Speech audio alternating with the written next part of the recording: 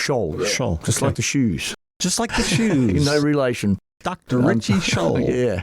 Do you understand the words that are coming out of my mouth? Quiet, numbskulls, I'm broadcasting. Can we get serious now? One thing that did happen during the 60s was some music of an unusual or experimental nature did get recorded and did get released. Now look at who the executives were in those companies at those times. Not hip young guys. These were cigar-chomping old guys who looked at the product that came and said, I don't know. Who knows what it is? Record it, stick it out. If it sells, all right. We were better off with those guys than we are now with the supposedly hip young executives who are making the decisions of what people should see and hear in the marketplace. Success in the music business begins with a dream, a vision. This podcast will give you, the listener, the insight and tools to turn that vision into a reality. Meet the industry professionals who work day by day behind the scenes, helping to make those dreams come true. Welcome to the business side of music. In the studio here today, Nashville, Tennessee, all the way from Queensland, Australia, but now he's a Nashville resident. We have Richie Scholl in the studio. Thank you for joining us. Thanks for having me, Bob. You've got a project out that is self-titled, the Richie Scholl Band, I'm assuming it. That's right. And anybody that's watching the video can see the album that Richie gave me. And just in case you didn't know, I love vinyl. Thank you very much. But I want to talk a little bit about the album. Before we do, let's talk a little bit about you. Okay. You started playing back when you were, what, 12, 13 years old? About 13. Yeah, in Queensland, Australia. In Rockhampton, yeah. Rockhampton, yeah. Yeah. Rockhampton's kind of in the middle of the state of Queensland. I don't know whether you're too familiar with the state. It's a pretty big state, but it's sort of not much, it's a little bit away from everything. It's a fairly good-sized town, but yeah, that's where I'm from. Lots of cows and lots of trains. What started you to start playing? Were you playing guitar originally? A musical family, I guess. A lot of my cousins play. My granddad was a country singer, etc. And my mum and her sister were singers. My uncle's a guitar player, and sort of runs in the family. But I wasn't really too keen on. I'd always sort of sung and played harmonica when I was a kid. But my mum said, "Oh, I should get you guitar for Christmas." Thinking, well, I don't really want to. All I wanted to do was join the army. Really? All I wanted to do was that was what I was going to do from the age of 10 till I was set. That was what I was going to do. Wow. But anyway, and then Mum sort of said, well, she bought the guitar, and I just started picking it up and playing it and learned some chords and things, and the bug bit me, and that was it. Were you self-taught? I had about a year of guitar lessons, but I wouldn't say I learnt to play music or anything, but it gave me some bit of a leg up with things, but self-taught, I would say.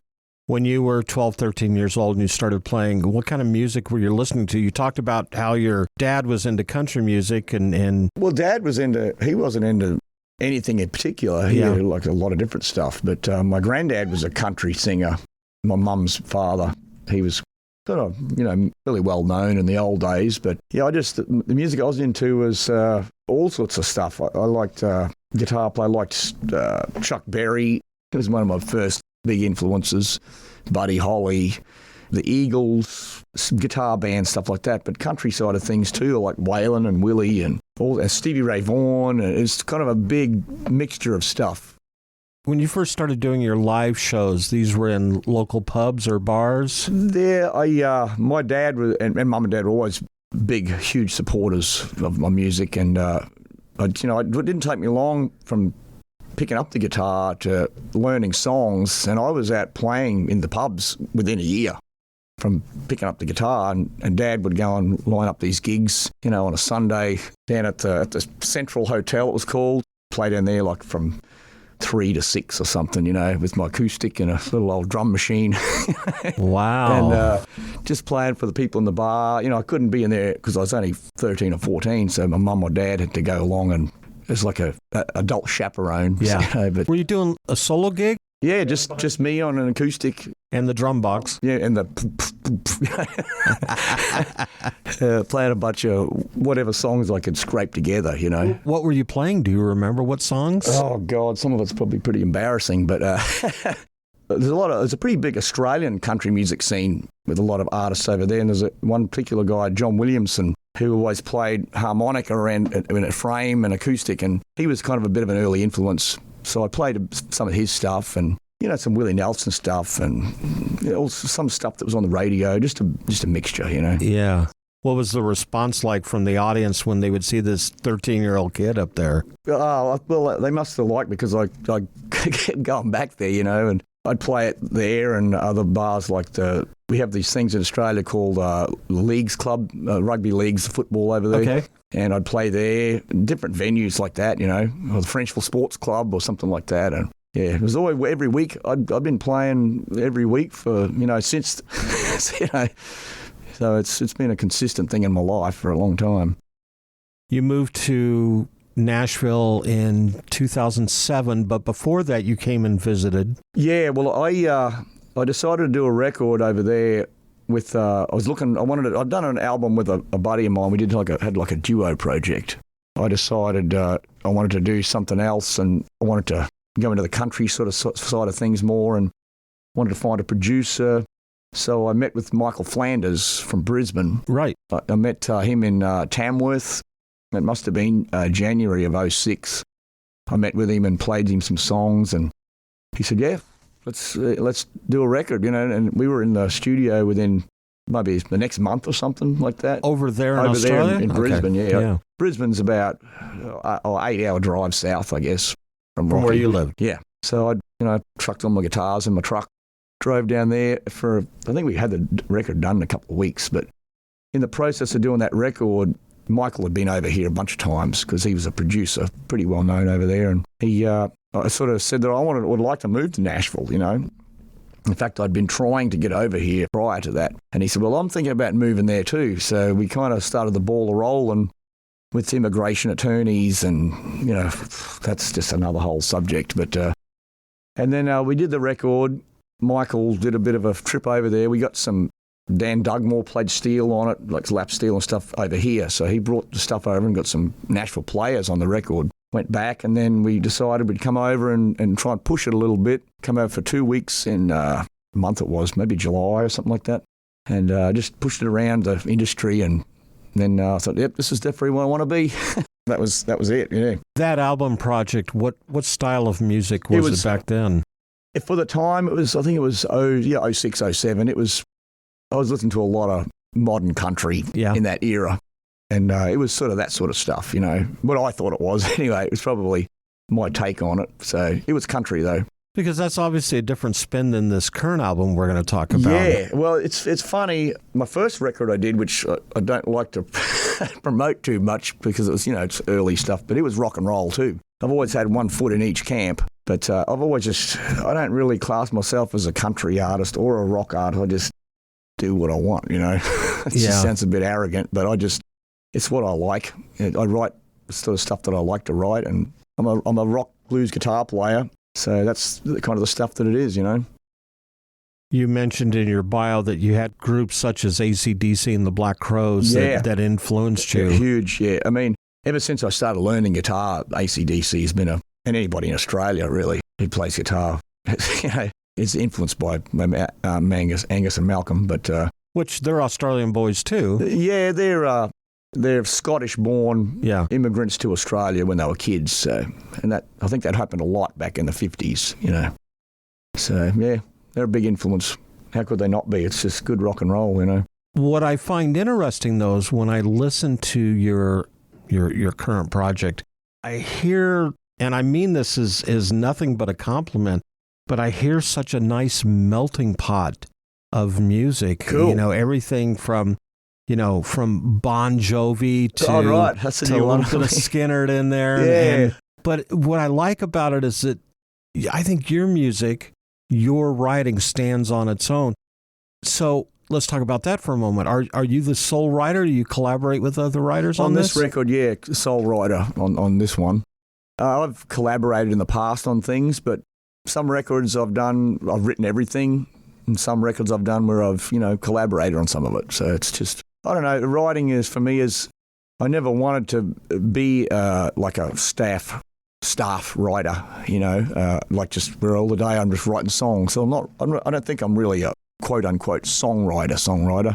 I think I have a project like this and I think, man, I got to get 15, 20 songs or something for a record. So I do have notes from stuff that I've gathered, over the last whatever it is, and it might be a lyric or a guitar riff or something, and then just try and bring it all together and just write the record, How long does it typically take you to write a song before you go into the studio? I mean, you have 10 songs on this project. Yeah. How long did it take you to put that? And you said you really accumulated, 15 or 20 songs? Yeah, it was probably, it might have been actually a little less, maybe 13. Yeah. Excuse me, something like that. But I don't know. I did it in a matter of, I put it in perspective.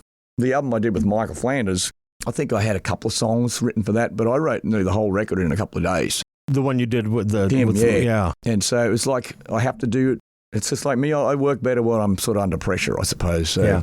And some people say that takes away the creativity, but I think it's all in you anyway. It's just getting it out, What are your influences when you write the songs? Because obviously you've been working one streaming so far, Psycho Sadie. Mm-hmm. But then you have others on there. One of my absolutely love is GGCG. Oh, yeah. Which is an acronym for Guns, Girls, Cars, and Guitars. Yeah. And then Lockdown. I think Lockdown is really one of my absolute favorites. I like that one too. That's the one I've played probably more than anything. Yeah. But when you start putting those songs together, do you have a story behind them, or is it just something that you think about? Sometimes, not always. Sometimes it's just that you're making up something in your mind, a story, like it's not. Some people always say, "Who's that? Who's Sadie?" I'm going, "It's not anybody. It's just somebody I've made up." It could be taken from lots of different people and just an amalgamation of their. Is this anybody you might have dated at some point? No, nothing like that at all. No. I've been squared away for a long time. But, no, it's really not about anybody usually, and it's. A lot of other songs I've written, they'll say, who's that about? It's not about anybody, it's just about an observation, or it could be, like I said, about a bunch of different people, Yeah, an amalgamation of sorts. People, yeah. So, in the studio with us here in Nashville, Tennessee, all the way from Australia, but now Nashville native, Richie Scholl is with us. Hi, I'm Mike Flanders, and please check out my interview on the business side of music. You're listening to the business side of music. Hi, everyone. I'm Larry Butler, and I want to send you a free digital copy of my new book, The Singer-Songwriter Rulebook, 101 Ways to Help You Improve Your Chances of Success. That's right. Everything you need to know to launch your career as a singer-songwriter, all based on my 40 years in the live performance arena, and believe me, I've seen it all. In my book, you'll find the 10 things you have to deal with before even thinking about becoming a singer-songwriter performer. You'll also learn about the 5 things every singer-songwriter can do this weekend to make their live show better. 5 things I can guarantee that you are not doing already. Plus, there's tips on songwriting and staging, photo and video shoots, publishing, merch, dozens of other topics, all written for people who don't particularly like to read. And again, it's free. Just go to the Business Side of Music website homepage and look for my book cover. Click on it, and a free digital copy of my book will be yours. I'm Larry Butler, and I approve of this message. As a musician, you have a dream, that vision of what success looks like for you. Though it's not only about the money, money is part of it. Whether you've been extremely successful or you're just striving to maintain a regular cash flow, you need a plan. Money Concepts can help you develop a customized plan to achieve the financial stability and success you want. For over 40 years, Money Concepts has been providing holistic financial planning services to individuals, families, and business owners. As an independent firm, Money Concepts and their associates are committed to always represent the best interest of the client. It's really about a committed, benevolent interest in them personally. This independence, coupled with that committed, benevolent interest, means they represent you, the client, not a product supplier. It's not about selling products, it's about helping you achieve success. To learn how this can benefit you, contact my buddy, John Adams, with Money Concepts at 737-867-9309. That's 737-867-9309. You can also email John at jadams@moneyconcepts.com. You're listening to the business side of music.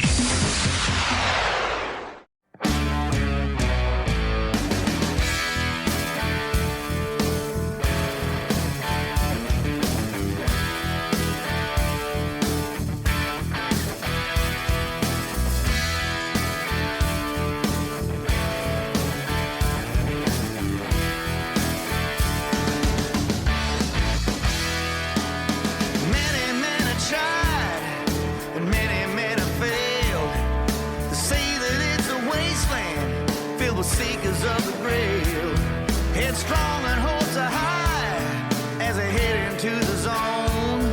Every man is proven wrong, every man ends up alone.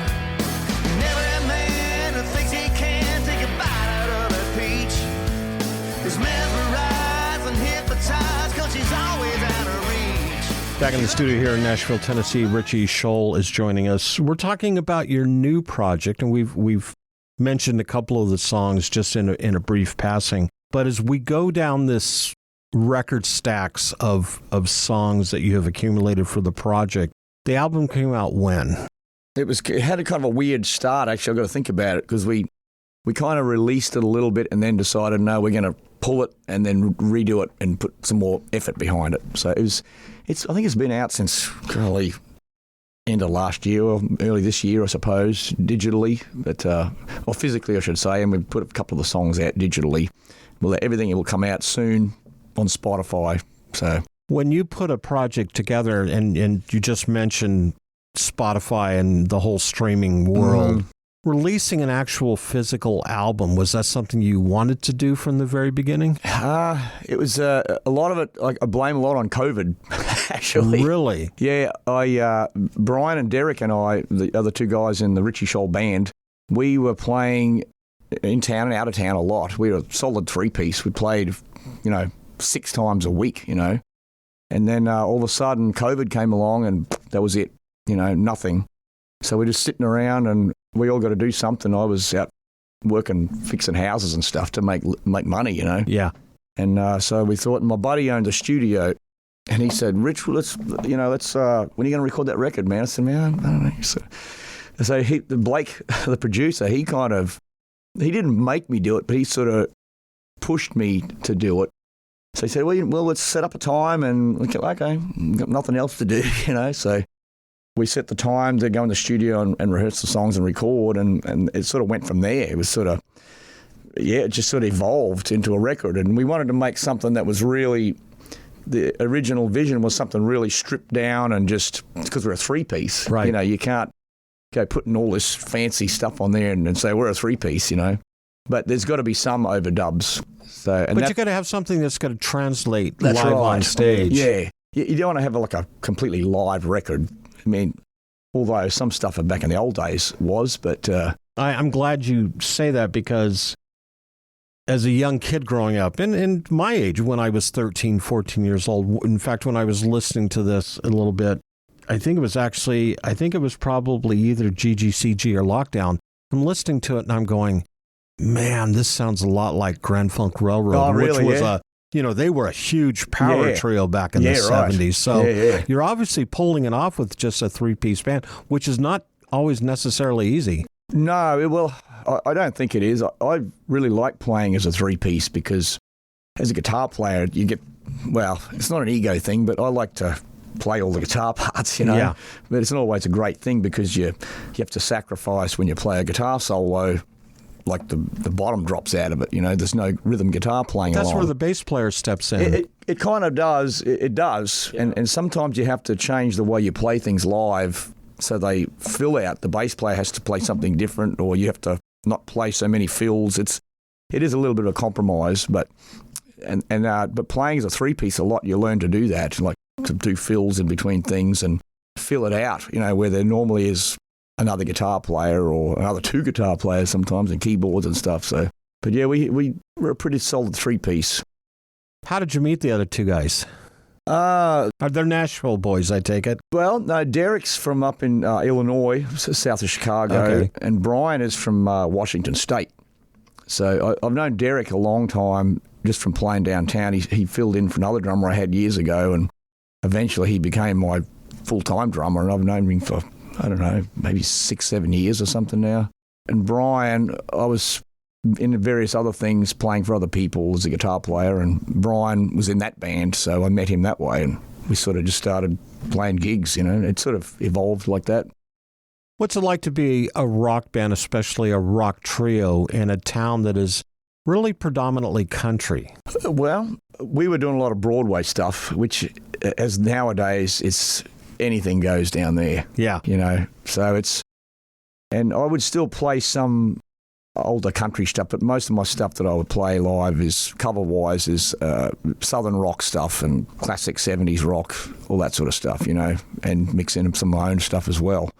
So that's the stuff I love to play. Were you keeping busy down on Lower Broadway doing that? Yeah, like I said, we were playing as a band probably 6 shows a week. So the 3 of you were actually playing together? Yeah, oh yeah. That's how Which is unusual for Lower Broadway, because usually you're just hooking up with other musicians. They would book me as the singer, know, and then I would always try and bring in my band, and I'd had enough work to keep me going down there where I'd have regular shifts, and I'd always bring my guys in, and a lot of venues don't want a 3-piece. Right.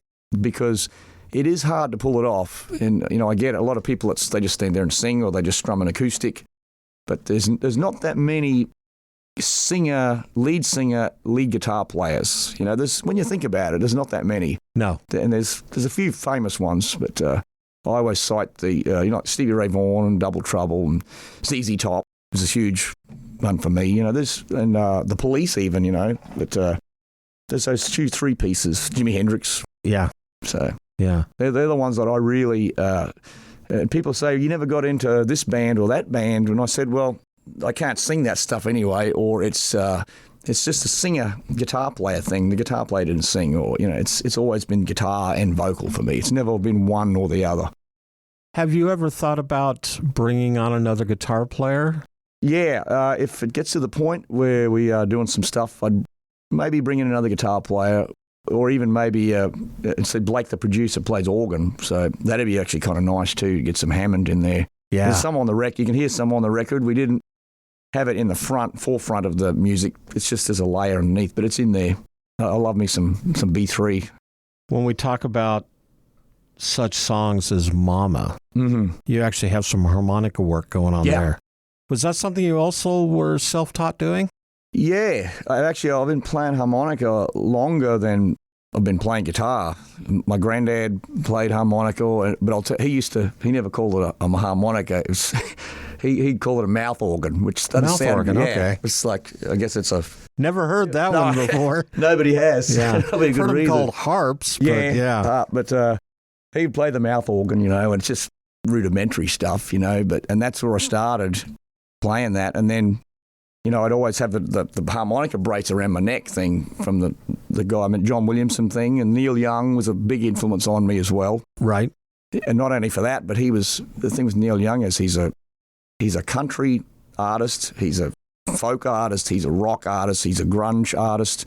He does a lot of different stuff. I remember Neil Young's Harvest album, which came out in the mid-'70s, I think, early to mid-'70s. Yeah. And I never would have thought of him. You couldn't pigeonhole him back then. That's because right. That's you're what I right. love about it. It was there was even a bit of grunge before grunge was out back then. Well, the Crazy Horse stuff I think was even before that, with Powderfinger and Cinnamon Girl. Yeah, that was before that, and that's kind of had an edge to it. Yeah, so that's what I love about him, is that he doesn't get pigeonholed into. It's just he does what he does, and he's rock and roll. He's Neil Young, Yeah, he is. Yeah. Mama, what's the story about Mama? Let's talk about that. That just started out. It's not really about anything. It's just I come up with that sort of arpeggiated guitar thing in the intro, and I just sort of liked that whole that sort of bluesy kind of thing. I'd had that one for a while actually. That was going back a fair way, that melody and stuff. And it was at the end of the record. We said, well, we need another song, and I said, well, I got this thing here, and it ended up being a pretty good one, So I never thought I thought it wasn't finished, really, because it was, not enough in it, but It's, it worked out all right. You feel like it's finished now? Yeah, I like it. I like that one too. I do, yeah. It's a good one. I just can't seem to find my way without you. No, I just can't seem to make it without you.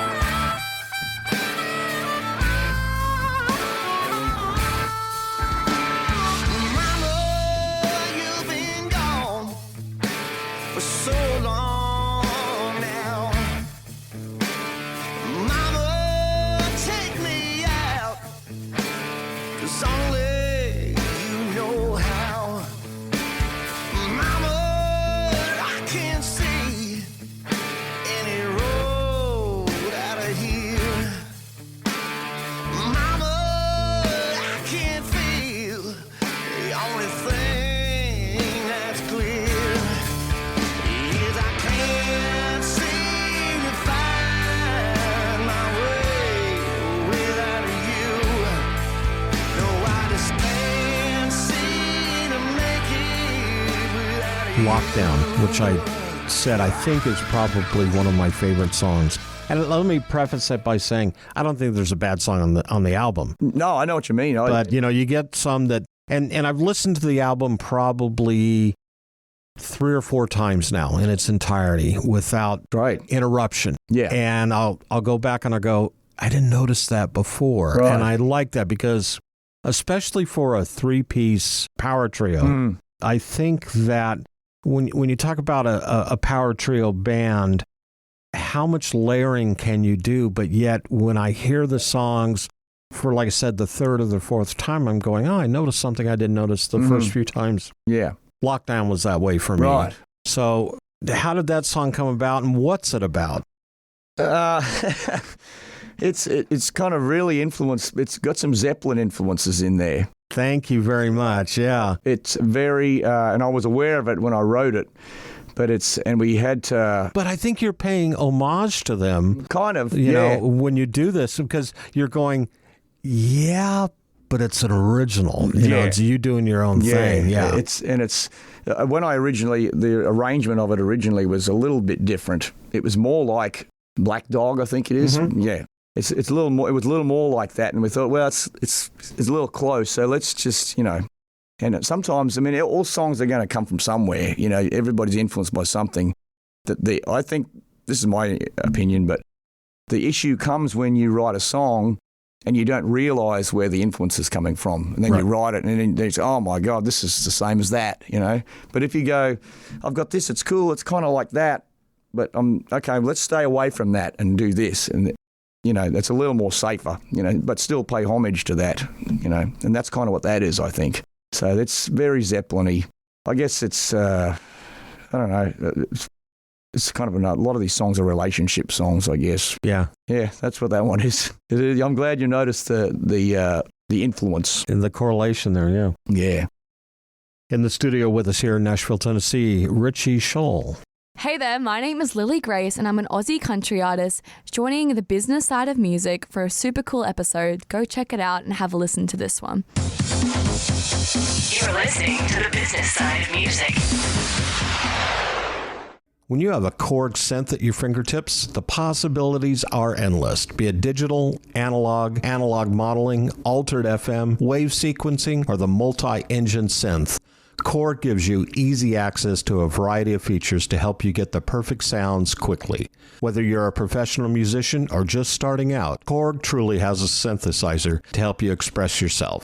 Visit Korg.com or your favorite Korg dealer to get your hands on one of their products to create new music always. Korg, the official sponsor of the business side of music. Whether you consider yourself a musician or not, music is all around us, and it affects our everyday lives. Whether it's background music influencing our shopping habits in a store, organ music adding the vibe to a baseball game, or a playlist convincing us to keep going on that last mile of a run. I'm Mindy Peterson, host of the podcast Enhance Life with Music, where we take a holistic look at music's benefits through the lens of science and medicine, entertainment, and business. You can find me and Enhance Life with Music at mpetersonmusic.com/podcast or wherever you get your audio. You're listening to the business side of music.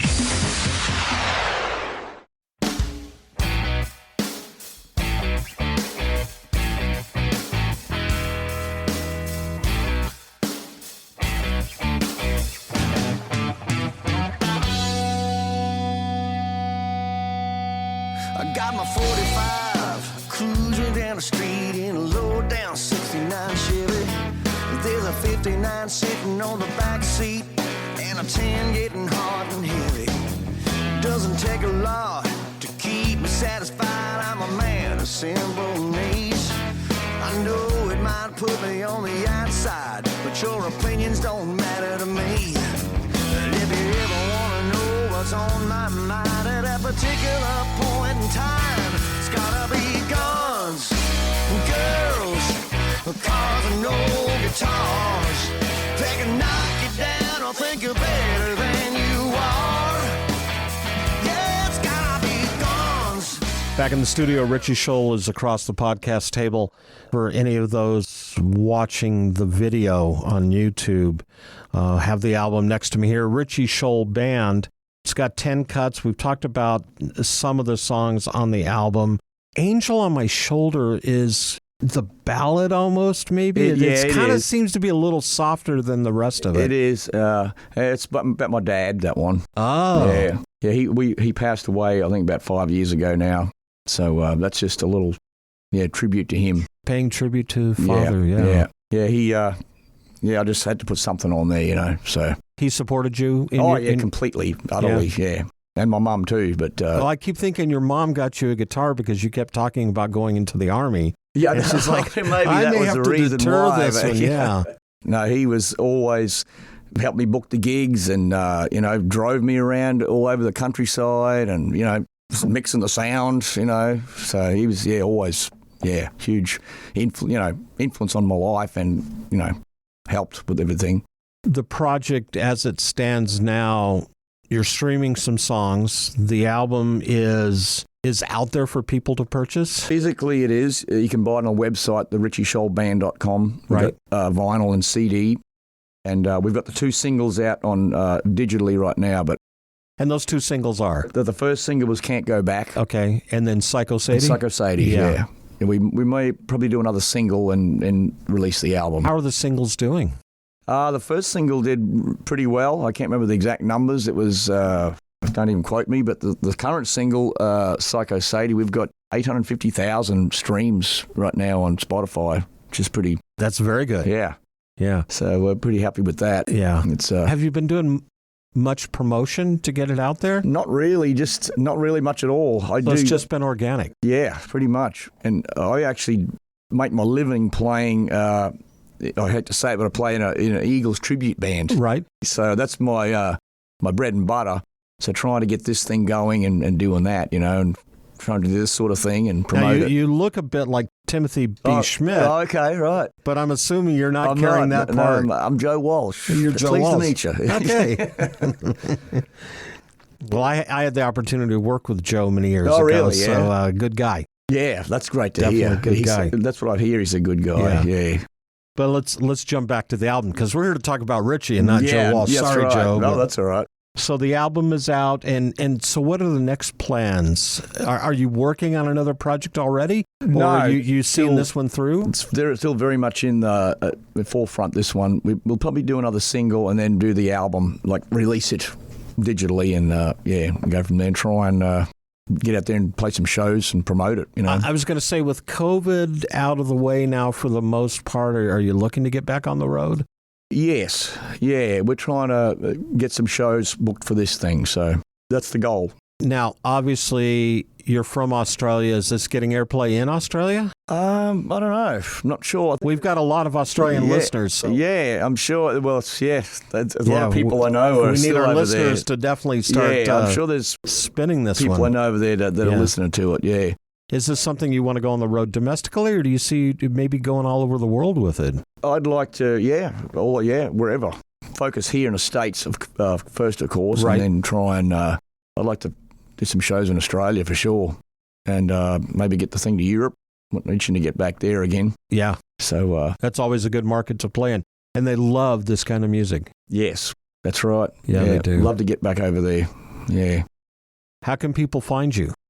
They can go to the website, which is richieschollband.com. I've got a Facebook page, the Richie Scholl Band, Instagram. I think it's either me or the Richie Scholl Band. It's all of those things. Very good. Yeah.